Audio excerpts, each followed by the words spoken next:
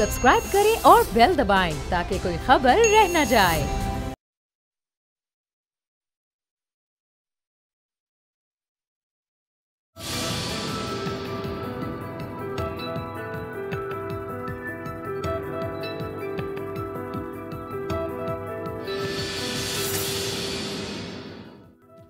अस्सलाम वालेकुम व्यूअर्स, मैं हूं आपके साथ अमीर अब्बास और आप देख रहे हैं तब्दीली। ये तो कुछ झलकियां थीं 18 अक्टूबर के जलसे की। कल 25 अक्टूबर को पाकिस्तान डेमोक्रेटिक मूवमेंट का तीसरा जलसा है।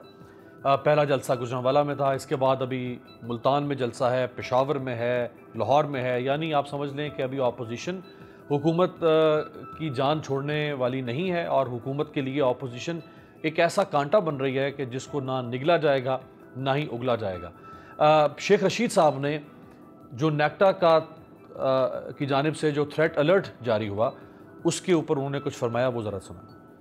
मैं कोयटा और पेशावर के जलसे के लिए दुआगों के खैरियत से हूँ, लेकिन ये बहुत बड़ा सान्या कहीं रूनुमा हो सकता है, क्योंकि पाकिस्तान के अंदर दहशत गर्दी के लिए अमली तौर पर लोग पाकिस्तान के अंदर दाखिल हो चुके हुए हैं। ये कल के जलसे के बारे में शेख साहब ने खबरदार किया और अब से कुछ देर पहले, यानी प्रोग्राम हमारा शुरू होने से कुछ देर पहले, चीफ सेक्रेटरी बलूचिस्तान फजील असगर साहब ने यह फरमाया कि डबल सवारी पर पाबंदी लगा दी गई है कोयटा में एक दिन के लिए। दफ़ा 144 नाफिज कर दी गई है और उन्होंने ये भी कहा कि जी अपोजिशन इस थ्रेट को संजीदगी से ले, यानी इसको गैर संजीदगी से ना ले। लेकिन अपोजिशन का जलसा बहरहाल कल हो रहा है। अपोजिशन इसके बारे में शायद ये तासुर रखती हो कि हुकूमत थ्रेट अलर्ट के ज़रिए से हमें खौफज़दा करना चाहती है, हमारे जलसे जो है उनको रुकवाना चाहती है। और हुकूमत का मौक़िफ़ ये होगा कि क्योंकि बलूचिस्तान के हालात इस किस्म के हैं कि वहाँ पर फ़िल वक्त इतनी बड़ी मास गैदरिंग नहीं होनी चाहिए। तो सूरत हाल क्या हो सकती है? मेरे साथ जो तीन मोतबर शख्सियात मौजूद हैं। सेनेटर वलीद इकबाल साहब, पाकिस्तान तहरीक इंसाफ के ऑनरेबल मेंबर, हमें ज्वाइन कर रहे हैं वीडियो लिंक पर। सर, आपका बहुत शुक्रिया। सेनेटर जाहिद खान साहब, अवामी नेशनल पार्टी के सेक्रेटरी इंफॉर्मेशन भी हैं और सेंट्रल डिप्टी सेक्रेटरी जनरल हैं PDM के, हमें ज्वाइन कर रहे हैं वीडियो लिंक पे। आपका भी बहुत शुक्रिया। और नासिर हुसैन शाह साहब, सूबाई वजीर, पाकिस्तान पीपल्स पार्टी के सीनियर रहनुमा, हमारे साथ मौजूद हैं, आपका भी बहुत शुक्रिया। जाहिद खान साहब, सर आपसे आगाज़ करता हूँ। ये जो थ्रेट अलर्ट अभी चूँकि कुछ देर पहले की अपडेट आई है चीफ सेक्रेटरी बलूचिस्तान की जानिब से कि आप इसको गैर संजीदा ना लें। देखिए, ये आवाज साहब, ये थ्रेट तो आते रहते हैं। आपको याद होगा कि 2008 में जब हमारी हुकूमत आई और 2009 तक हमने मुज़ाकरात की, जब नाकाम हुए तो ये थ्रेट था, बल्कि हम फोर्सेस के साथ मिलकर लड़ते रहे और हमारे 1200 कारकुनान और हमारे लीडरशिप शहीद हुई। तो ये कोई अनहोनी बात नहीं है। शेख रशीद साहब अपनी बात करेगी, हुकूमत जाहिर है कि अपने लिए वो बात करेगी। अगर आपको याद होगा, ये जो PTI है, इसने यहाँ पे इस्लामाबाद में धरना दिया था और उस वक्त पे थ्रेट थे। और आपको याद हो कि उन्हीं दिनों में FES का वाक़या पेशावर में हुआ था। तो क्या इनने मुअख्खर किया था? देखिए, दुनिया में सारे काम चलते हैं और इसमें खौफ नहीं करना चाहिए। अगर हम खौफ ये कहें कि PDM का जलसा मुलतवी हो और जलसा ना हो, तो फिर तो कौम के मोराल तो डाउन हो जाएगा, आपके फोर्सेस की भी जो मोराल है वो डाउन हो जाएगा। ऐसा नहीं होना चाहिए। देखिए, मुकाबला करना है। दहशतगर्दी हमारे इस मुल्क में तकरीबन 40 साल से चल रही है, लेकिन मुकाबला होना चाहिए। ये कि हुकूमत की जिम्मेवारी है, हुकूमत अपनी जिम्मेवारी पूरा करे, उनको जो वहाँ पे सिक्योरिटी मुहैया करे।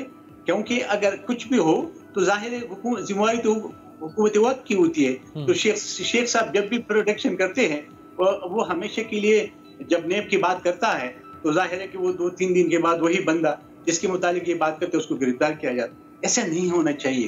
हुकूमत को ये संजीदगी से ये सारी बातें करनी चाहिए। इसमें से मेरे ख्याल में इससे मसाइल हल नहीं होंगे। और अगर हुकूमत को ये जलसों जुलूसों से इतना खौफ है तो मैं इस पे आके बात करते ताकि मसले कोई हल ढूंढता, हल निकालता। PDM तो अपना एक आवाम की जो इस वक्त मसाइल है उस मसाइल के लिए PDM निकली हुई है और वो अपना ये प्रोटेस्ट जारी रखेगा।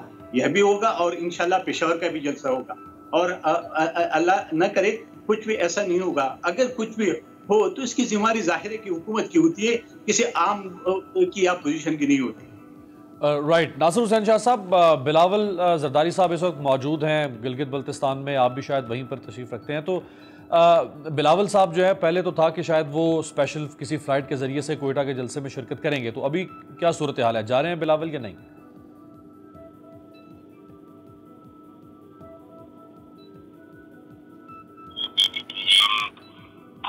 सकते हैं क्योंकि कल फ्लाइट का अरेंज नहीं हो रहा, तो हमारी सीनियर क़यादत जो है गिलानी साहब और हमारे जो राजा परवेज अशरफ साहब हैं वो और दीगर भी बहुत सारे रहनुमा जो हैं वो कल उसमें शिरकत करेंगे और चेयरमैन साहब जो है वीडियो पे जरूर अपना वहाँ पे खिताब करेंगे उस जलसे में।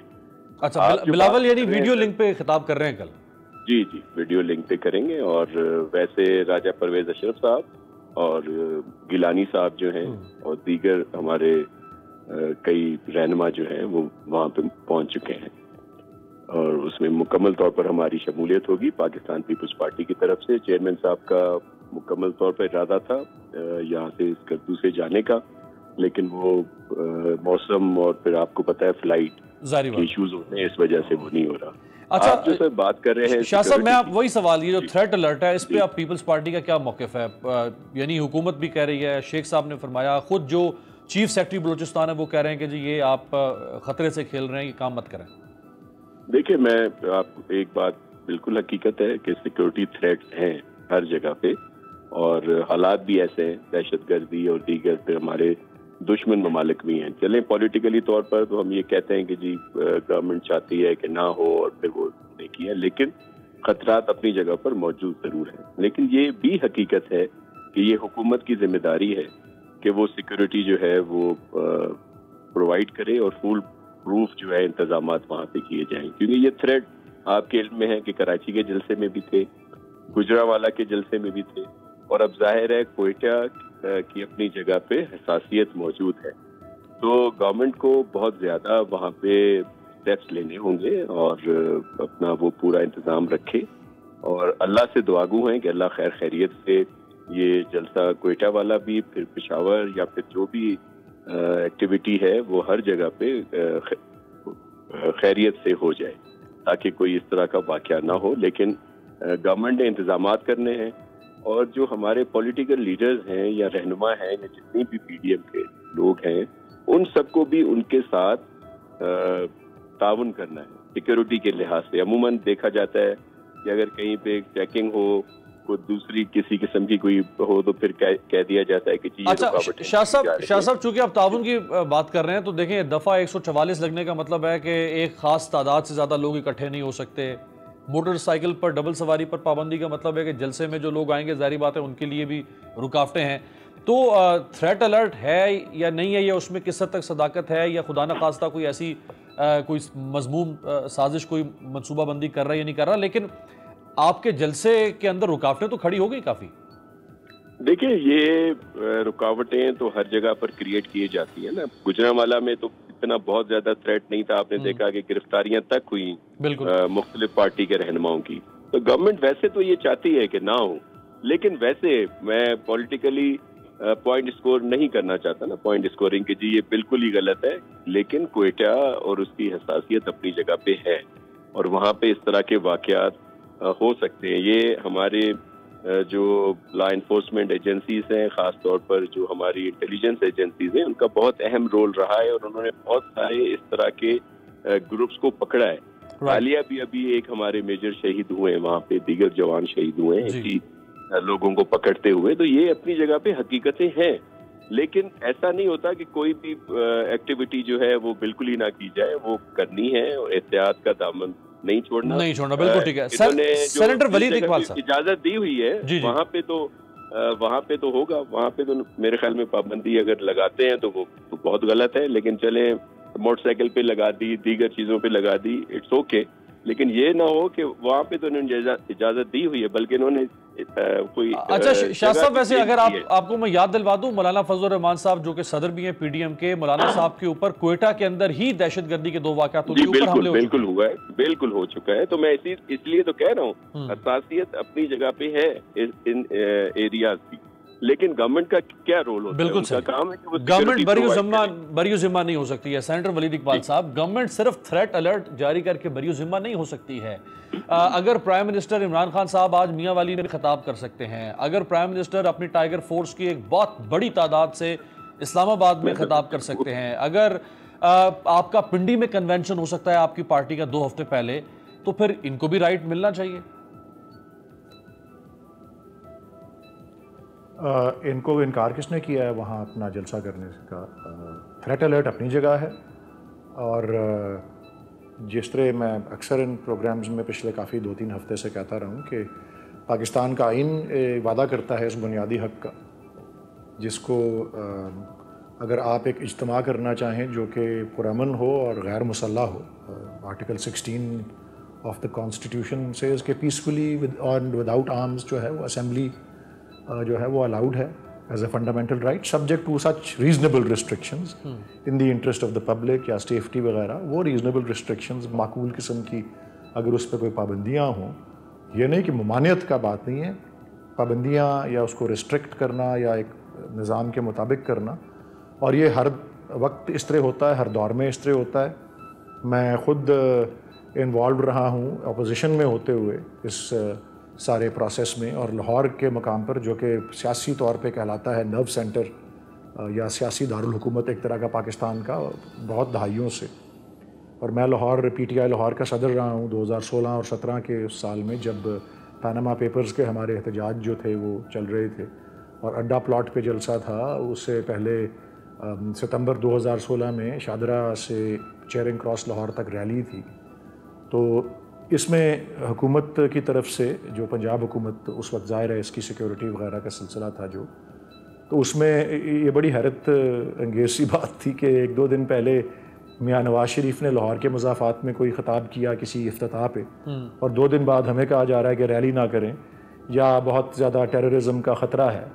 बहरहाल इसमें एक बात जो है सबके लिए, और मेरे ख्याल आपके दोनों दीगर मेहमानों ने भी इस बात को तस्लीम किया है कि बलूचिस्तान का सूबा अमूमी तौर पे और कोयटा एज़ द कैपिटल को, बलूचिस्तान ज़रा ज़्यादा हसास जो है एक वॉलेटाइल किस्म का जो है सूबा है। और आपको अगर ये भी याद हो कि कुलभूषण यादव को यहीं से अरेस्ट किया गया था, और सबसे ज़्यादा दुश्मन भी जो है जो उसके एक कार्रवाई है पाकिस्तान के ख़िलाफ़, वो वहीं जो है अलहदगी पसंद और दीगर जो इस तरह की जो हैं कलअदम तंजीमें उनको सपोर्ट करती है।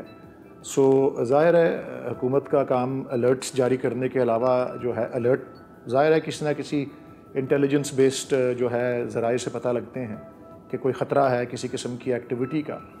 और बड़ी मेरे ख़्याल में मैं समझता हूँ जो इज्तिमा भले हमारी पार्टी के हों, अपोजिशन पार्टीज़ के हों, हम अपोजिशन में थे तब हमारे हों, इनके हों जब ये गवर्नमेंट में थे, अल्लाह ताला सबको हिफाजत में रखे। लेकिन ये बदकिस्मत वाक़े होते भी रहे हैं, जिस तरह बेनज़ीर भुट्टो साहिबा के जो वो कारसाज वाला था और उसमें सैकड़ों लोग जो थे उनका इंतकाल हुआ, बिल्कुल, क्योंकि वो एक सुसाइड अटैक था और बम के साथ बेनज़ीर भुट्टो साहिबा की अपनी जो उनकी शहादत थी वो भी एक पॉलिटिकल रैली पे, पॉलिटिकल इज्तिमा पे ही हुई लियाकत बाग में। तो ये मैं ज़रूर अर्ज़ करूँ, 2 इजाफ़ी बातें मैं करना चाहता हूँ। एक जो जाहिद खान साहब ने कहा कि APS का वाक़या हुआ तो हमने धरना नहीं रोका, APS वाक़े के अगले दिन तो धरना ख़त्म कर दिया गया था और उसकी वजह से ही ख़त्म किया गया था। ना सिर्फ उसमें इतना ज़्यादा सिक्योरिटी का मसला नहीं था क्योंकि इस्लामाबाद में तो वो हमला नहीं हुआ था, उसमें वो एक एहतराम था उन बच्चों के शहदा के लिए कि अगले दिन या शायद 2 रोज़ बाद इमरान खान साहब ऑल पार्टीज कॉन्फ्रेंस अटेंड करने के बाद, लेकिन सेनेटर साहब कदा कलामी की माजरत, वो APS का सानिया पेशावर में जरूर हुआ था, लेकिन जब आप एक बड़ी तादाद के साथ पाकिस्तान इस्लामाबाद के रेड जोन में आके बैठ गए थे, ताहिरुल कादरी साहब थे, परवेज इलाही साहब की पार्टी के लोग थे, आपकी पार्टी के लोग थे, तो सिक्योरिटी तो वहां पे एक तरह से डिसमेंटल हो रही थी और लोगों का आने जाने की मोबिलाइजेशन हो रही थी। तो हुकूमत तो कह रही थी कि आप रेड जोन में आके बैठ गए, यहाँ पे सिक्योरिटी की खदशात है। देखें जी, रेड जोन में तो उन लोगों की सिक्योरिटी के खदशात होते हैं जिनकी प्रोटेक्शन के लिए रेड जोन वो कहलाता है, जहाँ सरकारी तनसीबात हैं आपके प्राइम मिनिस्टर, प्रेसिडेंट का और असेंबली और सुप्रीम कोर्ट, और फिर उसके साथ ही आपका डिप्लोमेटिक एनक्लेव है जहाँ पे सफारत खाने हैं। तो वो उस सिक्योरिटी के हवाले से कि जी जब इज्तिमा होते हैं तो उसमें कोई भी, और ये एक प्रॉब्लम मैं ज़रूर तस्लीम करता हूँ, जब एक बड़ा इज्तिमा होता है तो उसमें, और ये जो मैं दूसरी और आखिरी बात कहना चाह रहा था APS के बाद, ये तो मैंने किया कि APS की बावजूद हमने कोई धरना या कोई जुलूस जलसा जारी नहीं रखा, हमने उसको ख़त्म कर दिया था उसी वक्त। लेकिन ये जो सिक्योरिटी के हवाले से बात है, जब बड़ा इज्तिमा होता है, कोई भी, मैंने मिसालें दी हैं आपको, खुद के अच्छी अल्लाह ताला का लुत्फ़ व करम रहा कि जिस तरह अड्डा प्लॉट पे इतना बड़ा इज्तिमा हुआ और वहाँ कोई वाकया नहीं हुआ सिक्योरिटी के हवाले से कोई। अच्छा, एक सवाल का जवाब दे दें, फिर मैं जाहिर खान साहब ले प्लीज। जी मेरी नहीं, मैं आपके अगले सवाल का जवाब नहीं देना चाहता, मैं इसी जो पिछला सवाल है उसी पे रखें मुझे। मैं कहना चाह रहा हूँ बहुत से इज्तिमा ऐसे भी हुए जो महफूज रहे, जहाँ कोई वाकया नहीं हुआ। बदकिस्मती से ऐसे भी हुए जहाँ पे वाकया हुआ है, जिस तरह कारसाज का था, जिस तरह लॉयर्स मूवमेंट के दौरान भी एक दहशतगर्दी का वाकया हुआ था जिसमें वकला भी शहीद हुए थे। ये इस्लामाबाद में हुआ था, PPP के आई थिंक कैंप पे हुआ था।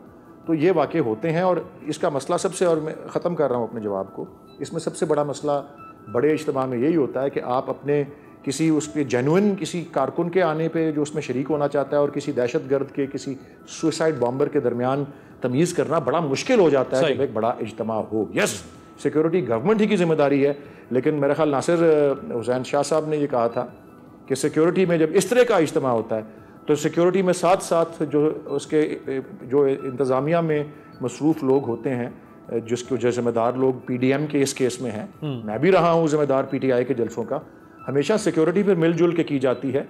पुलिस के साथ साथ कारकुनान भी खड़े होते हैं उस पार्टी के जिसका वो जलसा होता है, ताकि लोगों को आइडेंटिफाई कर सके, इसे जाने दो, इसे ना जाने दो। तो ये जाहिर है जिम्मेदारी गवर्नमेंट की होती है, लेकिन फिर कोऑपरेशन बहुत जरूरी होती है जलसा करने वालों। लेकिन वो क्यों नहीं कोऑपरेट करेंगे? आखिर उनका जलसा है, वो तो कोऑपरेट करेंगे। जाहिद खान साहब, हुकूमत कह रही है कि जी 15 जनवरी से पहले नवाज शरीफ वापस आ जाएंगे। मरीम नवाज साहबा फरमा रही हैं कि 15 जनवरी से पहले हुकूमत चली जाएगी। अब ये दोनों में से कोई एक काम होगा या दोनों नहीं होंगे? ना हुकूमत जाएगी ना नवाज शरीफ आएंगे। देखिए जी, पेटीएम का तो अपना एक जो 24 नुकात है, उस नुकातों में तो ये है कि हुकूमत जाएगी, क्योंकि आवाम के इस वक्त बहुत मसाइल है, महंगाई उरूज पे है, आटा नहीं मिल रहा है। अभी आपके चैनल्स को हम देखते, जो लोग बाजारों में जाते, लोग चीख रहे होते। तो अपोजिशन का तो काम यही है कि आवाम को रिलीफ हुकूमत से दिलवा दे। तो अपोजिशन तो अपना काम कर रहा है, और उसके बदले में हुकूमत जाती या नहीं जाती वो तो अलग बात है। वो ठीक कह रहे हो कि वो ये दावा कर रहे हैं, और ये लोग कहते हैं कि हम नवाज शरीफ को लाएं। नवाज शरीफ को तो भेजा इनने ना, किसी और ने तो नहीं भेजा है। देखिए, अगर अदालत ने भी उसको रिलीफ दिया था तो अदालत फिर हुकूमत, मरकजी हुकूमत ने भी उसको रिलीफ दिया था। अब वो बताइए कि हुकूमत के पास है, वो कैसे आने देता है, नहीं आने देता है। लेकिन एक बात मैं कहता हूँ, वली साहब ने एक बात की कि जी APS के बाद हमने खत्म किया। आपको याद होगा कि लॉकडाउन, इस्लामाबाद के लॉकडाउन का जब ऐलान हुआ था, तो परवेज खटक हमारे सूबे का चीफ मिनिस्टर था और वहां से जुलूस लेके आ रहा था, तो वो तो बहुत बात की बात थी ना। तो उस वक्त भी तो आप लोगों ने तो कोई जलसे जुलूस तो रोकी नहीं, लेकिन और हमने ये नहीं कहा। चूंकि आपने परवेज खटक साहब का हवाला दिया, एक बात याद करवा दूं, जब परवेज खटक चीफ मिनिस्टर थे, लॉकडाउन का इमरान खान साहब ने ऐलान किया था, नवंबर या अक्टूबर 2016 की बात है। तो लॉकडाउन के ऊपर वफाकी हुकूमत ने पाबंदियां लगा दी थी, इस्लामाबाद को एक तरह से सील कर दिया गया था, और मोटरवे के ऊपर आपको याद होगा मट्टी के टूदे लाके रख दिए गए थे ताकि KPK से लोग इधर ना आए। मैं ये बात नहीं, मैं यही बात कर रहा हूँ कि वो तो अपनी जगह की हुकूमत कर रहे हैं, या ये हुकूमत ने भी गुजरांवाले में यही काम किया है, लेकिन लोग निकल आए थे। उस वक्त भी लोग जो यहाँ ये पहुंचने वाले थे वो पहुंच चुके थे, हमारे सूबे वाले तो नहीं आते। मैं इसलिए ये बात की कि ये नहीं था कि जी उसकी वजह से खत्म फिर कर दिया गया। मैं वो बात दिलाना चाहता हूँ। आपको याद होगा कि इमरान खान साहब ने ऐलान किया था कि मैं वज़ीरिस्तान जाऊंगा, और हमारे सूबे में हमारी हुकूमत थी, हालांकि सबसे ज्यादा दहशतगर्दी हमारे सूबे में हो रही थी और हमारे भी लोग शहीद होते रहे, लेकिन हमने उसको प्रोटेक्शन दिया था। वो बनू से आगे खुद नहीं गया, हमने बनू तक तो उसको जाने दिया था, बल्कि हम तो वज़ीरिस्तान भी जाने, और हमने उनको सिक्योरिटी मुहैया की थी उनके लोगों को। ये ऐसी बात नहीं है। देखिए, अपोजिशन का काम है, सही है। अब ये हुकूमत का अपना काम है, अपोजिशन का अपना काम है। अपोजिशन प्रोटेस्ट कर रहे, हुकूमत का काम है कि वो सिक्योरिटी प्रोवाइड करे। जो एहतजाज का हक है वो तो हुकूमत कतन अपोजिशन से नहीं छीन सकती। एहतजाज का हक आप बिल्कुल रखते हैं वो। लेकिन देखिए, मैं एक बात, ये एक बात है कि जब से पेटीएम ने जलसे शुरू किए, तो बस उस दिनों से बस यही है कि जी हाई लेट टेप लगी। ये दहशतगर्दी तो यार 40 साल से हमारे मुल्क के अंदर हो रही है। 2013 के इलेक्शन में आपको याद होगा बाल साहब, लोग इलेक्शन कर रहे थे, ये जलसे कर रहे थे। आपकी पार्टी ने तो बहुत कुर्बानियां दी हैं, मियां इफ्तिखार हुसैन साहब के बेटे से लेके बिलोर साहब की फैमिली। जी, मैंने कहा आपकी पार्टी के लोगों ने तो बहुत कुर्बानियां दी हैं। ये पेशावर और KMK की कह रहा हूं ना कि 2013 के इलेक्शन फिर नहीं होना चाहिए था ना, लेकिन उस 2013 के इलेक्शन में हम लोग अपने शहीदों के जनाजे उठाते रहे और ये लोग जलसे करते रहे। तो हमने तो किसी को नहीं कहा था कि आप जलसा न करें, इसके बावजूद भी कि हम शहीद होते रहे, इसके बावजूद भी कि हम आज तक अभी 2018 में भी हमारे लोग शहीद हो गए। सही, चले मैं शाह साहब से एक कमेंट ले लूं, फिर मुझे ब्रेक का कहा जा रहा है। मैं ये कह रहा हूं कि देखिए दहशतगर्दी तो है, दहशतगर्दी का मुकाबला जवान मर्दी से करना है, हमारे जवान कर रहे, लेकिन अवाम ने भी साथ मिलकर उसका मुकाबला, हमने तब मुकाबला किया जब स्वात में आपका झंडा लहरा जाएगा पाकिस्तान के। अगर हम मुकाबला न करते नासिर हुसैन शाह साहब से आपका झंडा आपके उड़ गया था पाकिस्तान। 6 बड़े जलसे थे जो आपने करने थे, बड़े जलसे 6, वैसे तो सवाबी में भी PMLN ने किया है और भी जलसे होंगे, अपनी अपनी पार्टीज कर रही हैं। 6 बड़े जलसे जिनमें से तीसरा कल हो रहा है, 3 बाकी रह गए हैं, पेशावर, मुल्तान और लाहौर। अभी तक जो 3 जलसे हुए हैं तो अभी तक तो हुकूमत टस से मस नहीं हुई है, तो अगले 3 में भी आप कुछ नहीं कर सकेंगे आप इनका। देखिए एक बात होने का चाहता हूँ, जलसे से नहीं होते, ये एक पब्लिक मोमेंट होती है और ये फिर आगे जाते। देखिए तहरीक, अगर आपने तारीख में देखी ना, हमारे मुल्क के अंदर तहरीकें चली, पीएनए की तहरीक चली, फिर उसके बाद MRD की तहरीक चली, और सारी जब एंड पे आती है ना तभी उसका वो निकलता है। अच्छा, वो चूंकि ऐसे नहीं कि ये आज जलसा होगा तो कल हुकूमत जाएगा। बिल्कुल ठीक है, बिल्कुल ठीक है। अच्छा, मैं नाज़िर भाई, वो चूंकि खान साहब बीच में बोल पड़े थे, तो एक ब्रेक आपकी इजाजत से, ब्रेक से वापसी पे यही सवाल नासिर हुसैन शाह साहब से करेंगे कि हुकूमत ने 3 जलसे तक तकरीबन, यानी कल तीसरा जलसा है, लेकिन हुकूमत की कोई हवाइयां उड़ी नहीं अभी तक। ब्रेक के बाद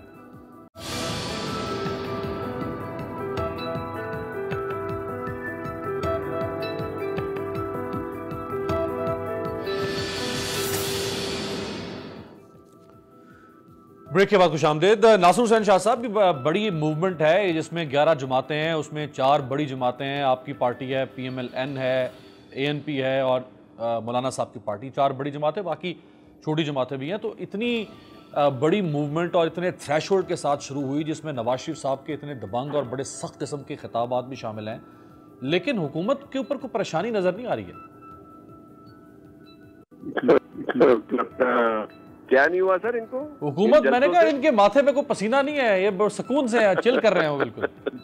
ये तो वलीद इकबाल साहब मेरे बड़े मोहतरम हैं, ये खुद ही आपको बता देंगे कि इनके अंदर क्या हालात हैं। और आपने मोहतरम हमारे जो प्राइम मिनिस्टर साहब हैं उनकी तकारीर सुन ली, उनके जिस तरह की धमकी आवेज रवैया, दीगर बहुत सारी चीजें, और फिर जो एक बड़ी फौज, जफर फौज है इनकी, तर्जुमानों की, वफाकी वुज़रा की, और बहुत सारे पता नहीं क्या से क्या बोलते रहते हैं।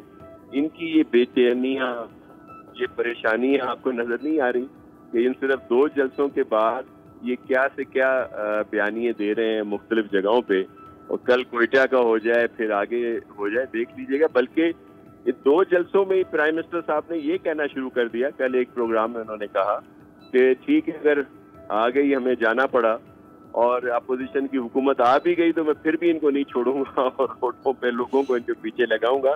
ये किस बात की चीजें हैं?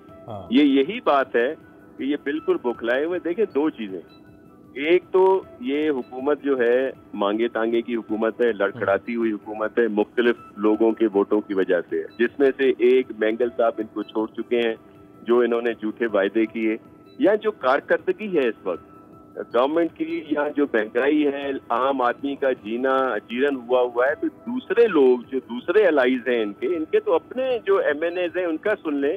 सरदार यार मोहम्मद रिंद साहब ने कुछ दिन क्या कहा, दीगर बहुत सारे इनके MNAs, सेनेटर्स, इनके MPs क्या कह रहे हैं, और लेकिन वो हमेशा आपको पता है इनका एक ही बयानी है। एक कहेंगे कि ये सारा कुछ पिछली हुकूमत का है। वो भाई, पिछली हुकूमत चली गई, 2 साल से ज्यादा हो गया, आप लोगों ने क्या किया? फिर ये कहते हैं जी NRO नहीं देंगे।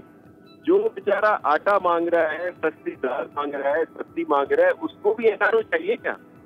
NRO इनसे मांग कौन रहा है, और NRO ये दे भी नहीं सकते। फिर जिस तरह प्राइम मिनिस्टर साहब ने कहा कि जी मैं वो जो आर्डर, प्रोडक्शन आर्डर है वो नहीं मिलेगा, वो क्या प्राइम मिनिस्टर साहब की सवाबीज है? वो तो स्पीकर साहब का काम है। सही। और फिर और बहुत सारी चीजें जी, इनको ये क्लास दे दूंगा, वो क्लास दे दूंगा। ये बौखलाहट की बातें हैं। ये तो सिर्फ 2 जलसों की बात है, अभी आगे आगे देखिए होता है क्या, और फिर ये सारी चीजें सामने आ जाएंगी। और खुद भी अंदिया दे चुके हैं प्राइम मिनिस्टर साहब भी, बल्कि शेख रशीद साहब की जो बातें हुई वो भी कह चुके हैं कि जी खान साहब असेंबलियां भी तोड़ सकते हैं। तो ये तो इस तरह की बातें उन लोगों अच्छा, को बल्कि मैं जल्दी से सुनवा देता हूँ आपको जो आपने एनआरओ की बात की, प्राइम मिनिस्टर मौक़ों पे और अभी हाल में जो उन्होंने एनआरओ के बारे में क्या फरमाया। जी शाह साहब, वो 2 साल से कह रहे हैं पकड़ लेंगे किसी को, आप लोग जमातों में फिर रहे हैं, एंजॉय कर रहे हैं, मजे कर रहे हैं, छोड़े पर हैं आप। यही तो बौखलाहट है, यही तो खान साहब की, मेरे प्यारे मोहतरम प्राइम मिनिस्टर साहब की बौखलाहट है अभी से कि वो इस तरह की बात कर रहे हैं। ये है ना एनआरओ इनसे मांगा किसने है और एनआरओ ये दे कैसे सकते हैं? इनको जिनको इन्होंने एनआरओ देना था उनको इन्होंने एनआरओ दे दिया। इन्होंने अपने लोगों को बचाने के लिए नैब ऑर्डिनेंस भी दे दिया था, एमनेस्टी स्कीमें भी दे दी, पहले ये जिनको एमनेस्टी आ गई वो बस बड़ा ये हो गया, फ्रॉड हो गया, हुकूमत करप्ट हो गई, $1 बढ़ गया तो ये हो गया, ये महंगाई हो गया, तेल बढ़ जाएगा तो ये हो जाएगा। इन्होंने किस बात पे रहे? इनका ये बयानिया है, इन्होंने देखें अपने इर्द गिर्द वो लोग बिठाए हुए हैं जो नैबज़दा हैं, इनके अलाइज में बहुत सारे वो हैं जिनके ऊपर केसेस थे, जिनको ये डाकू कहते थे, किसी को ये कहते थे कि चपड़ासी न रखूं, आज इनका बहुत मुजतहिदा वजीर है, वो बनाया हुआ है। किसी को ये कहते थे, अब इनके इर्द गिर्द वो बैठे हैं, इनके अपनी पार्टीज में जो दूसरी पार्टी से लोग आए हैं, हाँ। उनके ऊपर केसेस हैं, उन पर कोई है, वो उनको ये तो सब कुछ दे चुके हैं और इनसे किसने एनआरओ मांगा है? और ये जो कह रहे हैं कि ये नहीं दूंगा, ये आजकल जेल सुप्रीडेंट भी ये है, सही, जेल मैनुअल भी इनके पास है। अच्छा, जेल मैनुअल तो वो तो वजारत दाखिला के पास होगा ना? जेल मैनुअल भी इनके पास है, प्रोटेक्शन आर्डर जो है वो भी प्राइम मिनिस्टर साहब के पास है, और ये सारा कुछ इनके पास है। तो अब ये 2 जल्सों में ये इस तरह की बातें करने लगे हैं, ये कल वाला भी हो जाए, अल्लाह करे खैरियत से हो जाए, अल्लाह सब कुछ अमान से रखे, जिंदगी दे, हयाती दे सबको, और इस तरह आगे वाले भी हो। तो ये तो अब आप देख लें इनका चल चलाओ कर दौर है। अच्छा जाहिद खान साहब, ये यूं लगता है कि इमरान खान साहब ने आप सबके साथ ही मुकमुका किया हुआ है। वो आपके जो चीफ मिनिस्टर थे अमीर हैदर होती, उनको भी वो कहते थे इजी लोड चीफ मिनिस्टर, वो मौलाना फजल रहमान को मौलाना डीजल कहते थे, वो नवाज शरीफ साहब और जरदारी साहब को चोर कहते थे, लेकिन वो तो कोई एहतसाब नहीं, किसी के खिलाफ कोई केस नहीं, कुछ भी नहीं, सब कुछ बड़े मामूल से चल रहा है, सिर्फ थोड़ी बात की खींचातानी हो जाती है। तो आप ऑपोजिशन वाले क्यों परेशान हो रहे हैं खान साहब से? देखिए अब्बास साहब, हम तो सियासी वर्कर है। मैंने जिस तरीके से आपको बात की ना कि हम न तकते हैं न हम डरते हैं, न जेलों से डरते हैं न किसी और धमकी से डरते हैं। आपको याद होगा कि एहतिसाब कमीशन इसने स्पेशल हमारे सूबे में हमारे लिए बना दिया था। इमरान खान उसकी बहुत तारीफ भी करता रहा, उसने कहा कि जी अभी चोरों को पकड़ूंगा, और वो एक जनरल रिटायर बेचारे को लेके आया, जब उसको बिठा दिया, उसको इख्तियार दिए, जो उसने इसकी ये जो चीफ मिनिस्टर है परवेज खटक, इसके खिलाफ और 200 वजीरों के खिलाफ जब इंक्वायरी शुरू की, क्योंकि वो चोरी कर रहे थे, तो इन्हें पूरा वो एहतिसाब कमीशन को खत्म कर दिया, उसको ताला लगा दिया। अभी आप मुझे बता दें कि 1 अरब रुपए उस पर खर्च हुए, तो उसका जिम्मेवार कौन है? और ये बिल इंट्रीज किसने कराई है? क्या हैदर हुदी ने किया? ये जो हमारे BRT है, ये जो हमारा मलम जबा है, हमारे सूबे में तो तबाही मची हुई है। आज भी नौकरियां बिक रही है, आज भी नौकरियां बिक रही है वहां पे। मुझे तो ये हैरत है कि जी ये किसको धमका रहे हैं, किससे बात कर रहे हैं? जिन देखिए एनआरओ किस चीज की होती है, ये जो नवाज शरीफ को किसने उसको बाहर भेजा है? ये क्या उसने एनआरओ मांगा था और इसने दे दिया था, या ये दे सका था या इसने दिया था? मेरे ख्याल में ये सारे बुखलाहट वाली बातें हैं, इससे कोई फर्क नहीं पड़ता है। और ये आगे देखते जाना। आपको एक बताऊं, वली साहब भाई है, इसके वालिद साहब हमारे साथ 97 में सेनेटर था, अल्लाह बख्शे, हम इकट्ठे सेनेटर्स थे। और हमें, आपको याद होगा कि जब परवेज मुशर्रफ का मार्शल अलग गया तो 2000 में हमने ARD बनाई, जो ARD का मूवमेंट चलता रहा, उसको मजबूर किया। 2002 में उसने इलेक्शन करवाया, एक हुकूमत लेके आया, लेकिन अपने इर्द गिर्द कला बना दिया था। फिर आखिर में उसने वो वर्दी जिसको वो कहते हैं ये मेरा चमड़ा है, उसको उतारना पड़ा कि नहीं उतारना पड़ा? फिर वो आप कहाँ हैं? तो ये चीजें होते रहती है, जो हुक्मरान होते हैं। और ये तो बहुत कमजोर हुकूमत है, इसके ऊपर तो मुझे आप बता दें कि ये 2 जो इसके साथ इत्तेहादी है, इसको अलग कर दो। इनके तो मेजॉरिटी नहीं है, तो दूर की बात है, वैसे सिंपल मेजॉरिटी भी इनके पास नहीं है। तो ये जो लोग हैं, लेकिन खान साहब, ये खान साहब सियासत में जो है, खान साहब वो जिसे कहते हैं ना कि हर every rise has a fall and every fall has a rise. जो लोग माजी में उरूज में थे वो आज जवाल में, आज इमरान खान साहब उरूज में, हो सकता है अगले इलेक्शन में उनका जवाल हो, तो ये तो चलता रहेगा इसी तरह से। नहीं, मैं और बात करना चाहता हूँ मैं, ये नहीं, वो तो देखिए सियासत होती ये चीज, और डेमोक्रेसी कहती भी इसको कि अगर कोई भी हुकूमत डिलीवर नहीं कर सकते तो आवाम का राय है कि वो अपने राय चेंज कर सकते हैं, तब्दील कर सकता है। ये मैं आपसे इत्तेफाक करता हूँ। मैं और बात करना चाहता हूँ, मैं ये कहता हूँ कि आज जो पार्टियां इनके साथ बैठी हुई हैं, जिसपे इनका ये हुकूमत चल रहा है, कल अगर ये अवाम की जो गुस्सा है, जो उसका आजकल जो उनको जो तकलीफ है वो देखेगा तो अच्छा, ये जो हुकूमतों के उरूज सवाल है ना, इस पे मैं जरा आगे चल के कुछ सुनवाना भी चाहूंगा कि ऑपोजिशन माजी में इमरान खान साहब के बारे में क्या कहती थी, लेकिन आज इमरान खान साहब ने कुछ फरमाया है, मियां वाली में खड़े हो, जरा वो सुनवा दें, वलीद साहब से उस पर बात कर लें। हम जब मदीना की रियासत की बात करते हैं, जो मैं पहले दिन से जब से इक़्तिदार मिला है, मैं लोगों को कह रहा हूं कि हमारा एक मॉडल है जो मदीना की रियासत बनाई थी, उसके कई असूल बनाए थे उन्होंने। एक असूल ये था कि कानून के सामने सब एक बराबर, ये नहीं कि कोई लाखों की चोरी करे तो वो जेलों में, और जो अरबों की चोरी करके लंदन चला जाए तो वो कहे जी मैं तो कानून के ऊपर हूं, मुझे तो पूछो ही ना। वलीद साहब, ये जो लंदन जाने का ताना है और यहां से बीमारी का बहाना बना के भाग जाने का, ये ताना अमूमन दिया जाता है नवाज शरीफ साहब को या पीपल्स पार्टी की माजी में लीडरशिप को, लेकिन ये जो जहांगीर तरीन साहब हैं, अगर रियासत मदीना है तो वो भी तो बीमारी का बहाना बनाकर इस वक्त लंदन बैठे हुए हैं।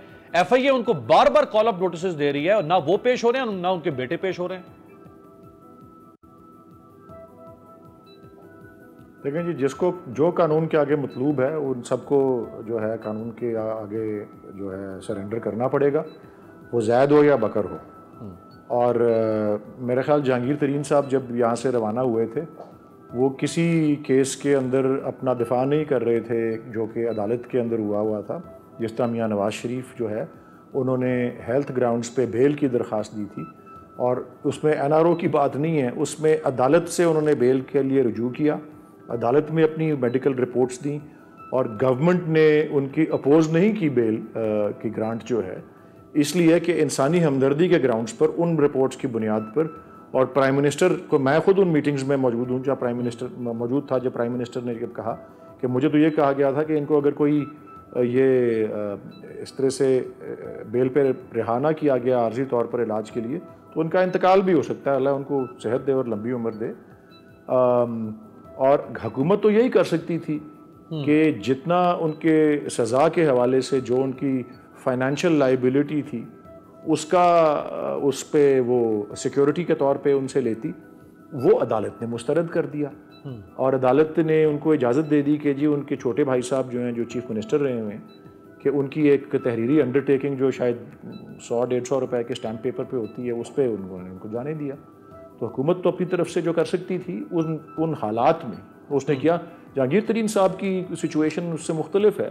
यस, उन्होंने हेल्थ का रीज़न तो कहा, लेकिन उस वक्त वो किसी, आज भी वो, और शुगर इंडस्ट्री वालों पे इंक्वायरी ज़रूर हुई है और उस पर कुछ नताइज ज़रूर आए हैं, लेकिन अभी तक कार्रवाई उस तरह से जो अदालतों में जा सके या प्रोसिक्यूशन, लेकिन किसी भी शुगर साहब आप खुद बैरिस्टर हैं, मिसाल के तौर पे फेडरल इन्वेस्टिगेशन एजेंसी, मेरी अर्ज सुन ले प्लीज, मेरी अर्ज सुन प्लीज, मेरी अर्ज सुन यार, मेरी अर्ज सुन लेना प्लीज। FIA उनको बुलाए तो वो तो इन्वेस्टिगेशन के लिए बुला रही है, हाँ अदालत बुलाए तो वो उनको मफरूर करार दे सकती है, तब जो मियाँ नवाज शरीफ के ऊपर हुआ है, ये उसका फ़र्क है। मैं ये आपको बताना चाह रहा था। और ये जो आप, क्योंकि मैं बहुत देर मेरा ऑडियो नहीं रहा यहाँ पे जी जी, और जो है मैं बहुत सी बातें नहीं सुन सका, लेकिन उससे पहले जो बातें हो रही थी मैं ज़रूर उनको एड्रेस करना चाहता हूँ। और क्योंकि मैं बीच में मुनक़ता रहा हूँ, मेरी आपसे दरख्वास्त यही है कि थोड़ा सा वैसे भी अच्छी बात नहीं होती कता कलामी करना, तो प्लीज़ अपना कीजिएगा, क्योंकि मैंने आपको जवाब वैसे ही दे दिया जो मैंने आपको देना। नहीं, देखिए ना, अगर कोई ज़िमनी सवाल आएगा तो वो सवाल तो करने का, फिर कता कलामी कर रहे हैं यार, आप फिर कता कलामी, तो ज़िमनी सवाल कर रहा हूं ना, आपको खुदा का खास्ता को इतनी प्लीज कता कलामी ना करें। तो सर ज़िमनी सवाल नहीं कर सकता क्या मैं? खुदा का वास्ता आपसे है मुझे, और मैं जवाब दे रहा हूँ, मैं जवाब दे रहा हूं, तो कोई नया सवाल नहीं उठ सकता? ये आप मुझे रुखसत करें। सर कोई नया सवाल नहीं उठ सकता क्या? मैंने बाकी मेहमानों से भी सवाल किया ना जी। उठ सकता है, मैं सिर्फ ये अर्ज कर रहा हूं, आपने मेरे से तकरार करनी है तो मैं आपको अब आखिरी तकरार तो आप कर रहे हैं ना, तकरार आप कर रहे हैं, तकरार मैंने तो आपसे एक ज़िम्नी सवाल किया है। मैं इसलिए कर रहा हूं कि नया सवाल अगर उठता है तो please wait until my previous answer is complete. तो वो कितना, आप 10 मिनट तो नहीं आप बोलने के लिए दे सकता ना। नया सवाल उठता है तो मेरे जवाब को मुकम्मल होने का इंतजार कीजिएगा प्लीज, अदरवाइज मुझे अपने अगले प्रोग्राम पे ना बुलाइएगा। मैं वो आपकी हामिद मीर साहब के प्रोग्राम देखें, कभी इंटरप्ट करते हैं, कभी इंटरप्ट करते हैं वो, मैं उनकी बहुत इसलिए इज्जत करता हूं। ये दोनों मेहमान साहब तशरीफ रखते हैं, ये बता सकते हैं कि मैं कितना इंटरप्ट कर रहा हूं, मैंने आपको, ये बाकी लोगों को मुझे आपसे और मेरे दरमियान ये बात है, ओके, आपके और मेरे दरमियान ये बात है प्लीज, ओके। मैं ये पहली बात जो मैं जिसका जवाब देना चाह रहा हूं वो ये है कि जी वो कह रहे हैं कि गवर्नमेंट को किसी किस्म की तशवीश है, गवर्नमेंट को किसी किस्म की परेशानी है, गवर्नमेंट को किसी किस्म की बौखलाहट का शिकार है। ऐसा बिल्कुल नहीं है। प्राइम मिनिस्टर की तकरीरें अपनी अपनी तशरीह जो करना चाहे उनकी कर ले। मैं समझता हूँ कि प्राइम मिनिस्टर की तकरीरें वाज़े तौर पे ये बात कहती हैं कि वो किसी चीज़ से खौफजदा नहीं है, उन्हें कोई किसी किस्म की कॉम्प्रोमाइज़ में वो इंटरेस्टेड नहीं है, क्योंकि वो समझते हैं कि वो कर ली जाए तो वो तो तबाही का रास्ता है। बड़ी आसानी से 5 साल वो हुकूमत कर सकते हैं, बड़ी दफ़ा उन्होंने कहा है। और ये किसी किस्म की परेशानी और तशवीश वो अपने जलसों में भी कह चुके हैं, कैबिनेट मीटिंग में भी कह चुके हैं। पहली बात ये। दूसरी बात ये, मैं आपको पाकिस्तान की तारीख से बता रहा हूँ, और इसके बाद आप प्लीज़ सवाल कीजिएगा क्योंकि मैं दूसरी बात के बाद अपना जवाब ख़त्म कर दूंगा। वो ये है कि पाकिस्तान की तारीख में ये वाज़ेह है, हमें भी इस बात का पता है, हम भी अपोजिशन में थे, जलसों जुलूसों से हुकूमतें नहीं जाती। जलसे जुलूस इरिटेंट्स होते हैं, उनसे प्रॉब्लम्स आ जाती हैं, मतलब रुकावटें आ जाती हैं चीज़ों में, आवाम को भी प्रॉब्लम्स होती है, गवर्नमेंट की फंक्शनिंग में भी, डिस्ट्रिक्ट एडमिनिस्ट्रेशन की फंक्शनिंग में भी मुश्किलात या इरिटेंट्स आ जाते हैं। लेकिन उससे हुकूमत का टस से मस ना होना, आप ठीक फरमा रहे हैं, आपकी ऑब्जर्वेशन ठीक है। लास्ट बात जो मैं कहना चाहता हूँ इसी सवाल के जवाब के हवाले से, वो ये है कि पाकिस्तान की तारीख में 2 दफ़ा, और ये मैं नहीं कह रहा कि कभी ऐसा नहीं हुआ, 2 दफ़ा हुआ है कि एहतजाज से, जुलूसों से, जलसों के नतीजे में हुकूमतें रुखसत हुई। पहला मौका 1969 में था, अयूब खान को जाना पड़ा, उसके नतीजे में क्या हुआ, याह्या खान का मार्शल लॉ आया, और बाद में क्या हुआ सबको पता है। दूसरी दफ़ा ये 1977 में हुआ था, जब जुल्फ़िकार अली भुट्टो के साहब के खिलाफ मुजाहरे हुए थे और ज़ियाउल हक का मार्शल लॉ आ गया था। उसके बाद जो क्या हुआ सबको पता है। सो ये मैं कहना चाह रहा था। बिल्कुल। अब अगला सवाल करें। वेलकम। नहीं, अब तो मैं जारी बात है, अब सारे सवाल आप ही तो नहीं करने ना, बाकी लोग 2 लोग भी तशरीफ रखते हैं।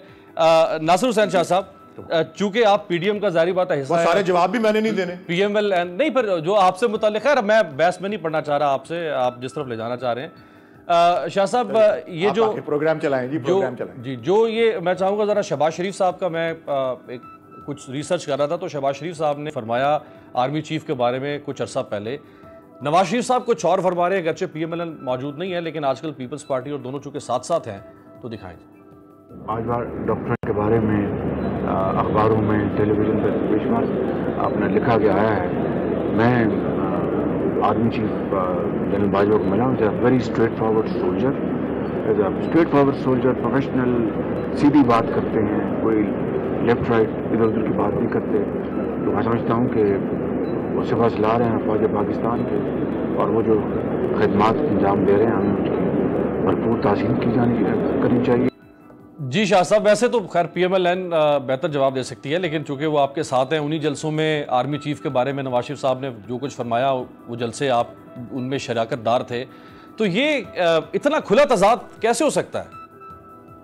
देखें, हर किसी का अपना मौक़िफ़ है और पाकिस्तान पीपल्स पार्टी ज़ाहिर है किसी को डिक्टेट नहीं कर सकती कि वो अपना बयानिया इस तरह दें या वैसे दें या वैसे दें या जो, लेकिन हम अपने इदारों का एहतराम करते हैं।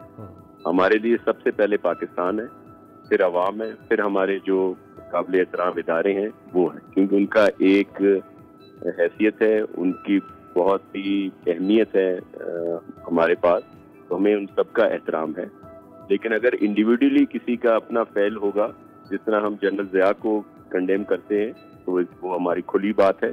लेकिन ये बात हकीकत है कि जो इस वक्त के हमारे चीफ ऑफ आर्मी स्टाफ है बहुत ही ज़्यादा प्रोफेशनल और बहुत ही अच्छे जनरल हैं। हमारा मौक़िफ़ ये है और हम अपने इदारों को अहमियत भी देते हैं, उनका एहतराम भी करते हैं, क्योंकि इस वक्त हमारी सरहदों पर और ख़ास तौर पर ये जो दहशतगर्दी की फिजा है, जो अंदरूनी हमारी लड़ाई है, जिसमें जो हमारे मुल्क दुश्मन जो मुल्क की हैं और दीगर कुव्वतें हैं, वो बहुत ज़्यादा सरगर्म में अमल हैं। हम अपने इदारों को और अपने इस तरह की जो भी लोग हैं उनको मुतनाज़ा नहीं बनाना चाहते। लेकिन मैं आपको अर्ज करूं कि इनको मुतनाज़ा बनाया जा रहा है इस नाअहल और ये जो हुकूमत है फेडरल गवर्नमेंट, उनकी तरफ से भी वही इनको हाईलाइट करते हैं। उन्हीं को होता है कि हमेशा इनकी बात करें, हालांकि इन्हीं की वजह से फिर इनकी बात करनी पड़ती है, फिर मुख्तलिफ पार्टी के लोग इनकी बात करते हैं, हमेशा ये लाते हैं। अभी भी देखें कि जो भी चीज हो उस इशू को एकदम इन्होंने बिगाड़ दिया। चीफ ऑफ आर्मी स्टाफ का एक्सटेंशन हो, हमेशा एक्सटेंशन होते रहते हैं, आराम से हो जाते थे, इन्होंने ऐसा उसको उभारा कि कोर्ट तक गया, मीडिया में आया और उस पर बहुत सारी चीजें। फिर ये जो भी कराची वाला इशू हुआ, इनके वफाकी वज़रा को क्या जरूरत थी कि वो कहें कि जी आज रात ही FIR हो, और फिर उन्होंने झूठी FIR कटाई। जो एक्स काउंटर बंदा था जो वहां पे मौजूद नहीं था, उसे FIR कटाई और जोर दिया कि कुछ भी हो ये गिरफ्तारी हो। भाई उसको बाद में भी पकड़ा जा सकता था, ये क्या जरूरत थी कि उनको कमरे में जाएं और वहां से उनको गिरफ्तार करें, मुतनाज़ा बनाएं। वो चाहते थे कि PDM में दरार पड़े, पीपल्स पार्टी और PMLN जो है उनमें आपस में इख्तलाफात बढ़े। तो ये सब इनका कराया अब वो जो है इल्जाम दूसरों पर आ जाता है। अच्छा शाह साहब, चूंकि आप उस जो चीफ मिनिस्टर ने जो कमेटी बनाई है मिनिस्टर्स की, उसमें भी आप शामिल हैं, तो आज ये 4-5 रोज हो गए हैं, पता चला कि ये IG को कौन उठा के ले गया था? देखिए मैं आपको अर्ज करूं कि क्योंकि ये अभी अंडर इन्वेस्टिगेशन है, इसलिए उस पर पता नहीं क्यों बहुत सारे प्रोग्राम हो रहे हैं, होने नहीं चाहिए। देखें जिस तरह हमारे चेयरमैन बिलावल भुट्टो जरदारी अपने प्रेस कॉन्फ्रेंस में चीफ ऑफ आर्मी स्टाफ से रिक्वेस्ट की कि वो इसका नोटिस लें, और उन्होंने नोटिस दिया और फिर उन्होंने कोर कमांडर साहब को वो इंक्वायरी दी है। और कोर कमांडर कराची बहुत अच्छी शोहरत के हामिल हैं, बड़े प्रोफेशनल और ऑनेस्ट आदमी हैं, और हम पूरी उम्मीद हैं कि जो उन्होंने 8 दिन में 10 दिन में जो इंक्वायरी आएगी वो रिपोर्ट आएगी, उस पर एक्शन होगा।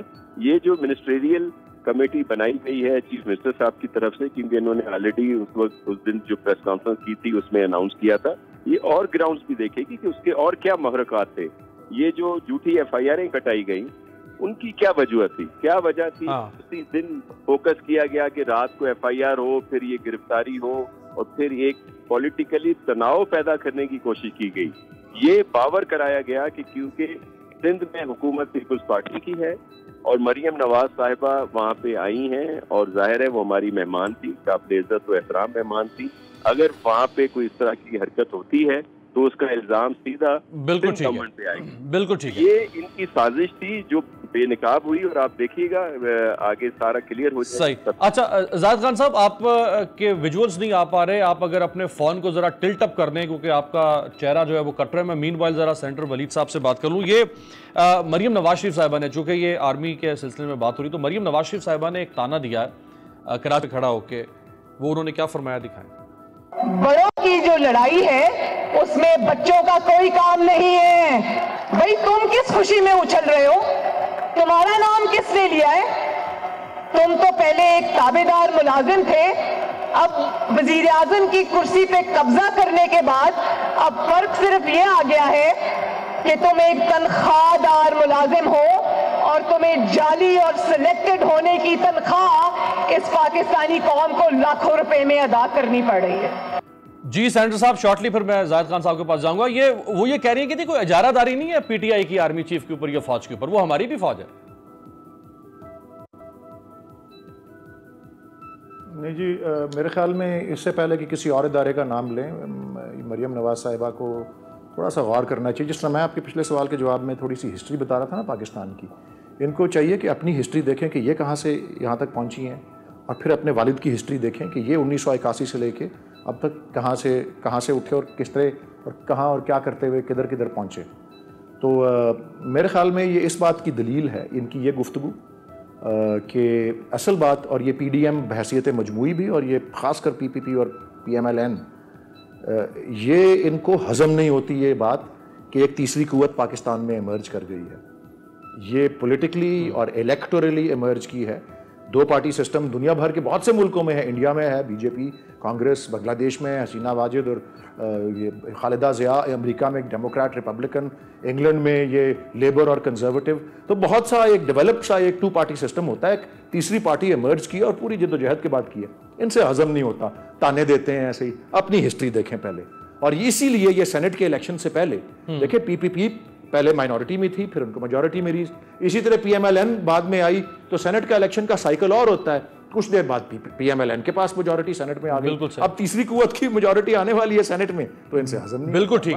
Last comment senator Zahid Khan साहब से। जाहिद खान साहब, कल नवाज शरीफ साहब खिताब कर रहे हैं कल के जलसे में, और वही टोन होगी या थोड़ा मध्यम होगा काम? मेरे ख्याल में वो उसका तो अपना देखिए, वो अलग पार्टी है और उसके अपने ख्यालात है, और चूंकि वो जो अपना समझ रहे हैं कि उसके साथ क्या हुआ या उस पर क्या बोलता है, तो वो उसी तरीके से अपना स्पीच करेगा। मेरे ख्याल में उस पर तो हमारे पीडीएम की किसी भी लीडरशिप का कोई न कताने है, न कोई पाबंदी है, न कोई उसको मना कर सकते कि ऐसा तकरीर करो, ऐसा न करो, क्योंकि हम किसी की बात नहीं मानते कि हम कैसे तकरीर करें, तो हम दूसरों को कैसे कह सकते हैं। हमारी पार्टी का तो एक हमेशा के लिए रहा कि हर पॉलिटिकल पार्टी का अपना एक दामन होता है, उसी के अंदर वो रहते हैं, वो किसी से डिक्टेशन न ले सकते। मैं एक बात करना चाहता हूँ कि जो करप्शन की बात हो रही है ना, इस वक्त आपके आटा करप्ट लोग कहाँ बैठे हुए, आपकी चीनी करप्ट लोग कहाँ बैठे हुए, आपकी दवाई के करप्ट लोग कहाँ बैठे हुए, आपकी पेट्रोल की चोरी करने वाले कहाँ बैठे हुए। तो ये सारी तो चोरी हो रही है आवाम से। इस वक्त तो जो आवाम के ऊपर आजाद इमरान खान साहब को चाहिए थे ये आवाम के मसाइल के देखे, क्या वो ने भी चोरी की? वो जो आवाम जो आटा जिसको नहीं मिल रहे, ये जो खवातीन आई थी, ये पार्लियामेंट के सामने कितने दिन आपने धरना दिया था, वो भी चोरी करने वाले थे। ये से पहले जो क्लर्क आए हुए थे जो एहतजाज कर रहे थे, और ये अच्छा है कि पीडीएम उठा। अगर पीडीएम न उठते और इस तरह आवाम सड़कों पे निकल आते तो फिर अनारकी हो जाती, फिर उसके लिए बहुत मुश्किल होता। और जो अपोजिशन है वो क्या सेनेटर जाहिद खान साहब, सेनेटर वलीद इकबाल साहब और सैयद नासिर हुसैन शाह साहब, कल आपसे इंशाल्लाह मुलाकात होगी कल के जलसे की खुसूसी कवरेज के साथ। देखते रहिएगा तब्दीली।